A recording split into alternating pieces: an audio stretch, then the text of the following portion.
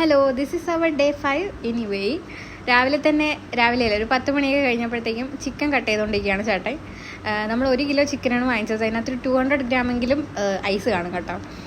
ഇവിടെ ഫ്രോസൺ ചിക്കനെല്ലാം ഇങ്ങനെയാണ് വരുന്നത്. അങ്ങനെ അതിന് ചിക്കൻ കറി വെക്കാനുള്ള ഉള്ളി അരിഞ്ഞുകൊണ്ടിരിക്കുകയായിരുന്നു. നമുക്കിത് ബിരിയാണിയല്ല, നമുക്ക് റൈസും ചിക്കൻ കറിയാണ്. ഞാൻ റൈസും ചിക്കൻ കറി ആയാലും ഫ്രൈഡ് റൈസ് ആയാലും ഒക്കെ ബിരിയാണി എന്നാണ് കേസ് പറയുന്നത്, അതുകൊണ്ടാണ്. അപ്പോൾ ചേട്ടനാണ് ഇന്ന് പ്രിപ്പയർ ചെയ്യുന്നത്.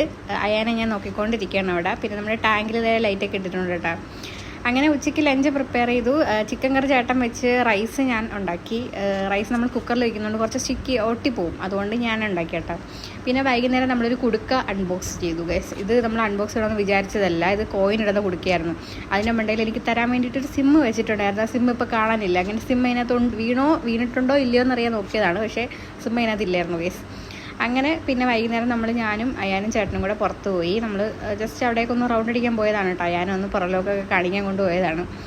രാത്രിയാണ് ഇറങ്ങിയത് കൊണ്ട് വലിയ ചൂടൊന്നും ഇല്ലായിരുന്നു കേട്ടോ. ചെറിയൊരു തണുത്ത കാറ്റൊക്കെ ഉണ്ടായിരുന്നു. ചൂടൊക്കെ ഇപ്പോൾ കുറഞ്ഞു വരുന്നെന്ന് തോന്നുന്നു. അങ്ങനെ രാത്രി നമ്മൾ വന്നിട്ട് ഫുഡൊക്കെ കഴിച്ചിട്ട് അയാളുടെ ഭയങ്കര കളിയും ബഹളമായിരുന്നു. ഇന്ന് ഉറങ്ങിയിട്ടേ ഇല്ലായിരുന്നു കേട്ടോ. 12 മണിയാങ്ങണ്ടായി ഉറങ്ങിയപ്പോഴത്തേക്കും. അങ്ങനെ പിന്നെ നമ്മൾ കണ്ണാടി എടുത്ത് ഒരു സെൽഫിയൊക്കെ എടുത്തു. അത്രേ ഉള്ളൂ. ടാറ്റ.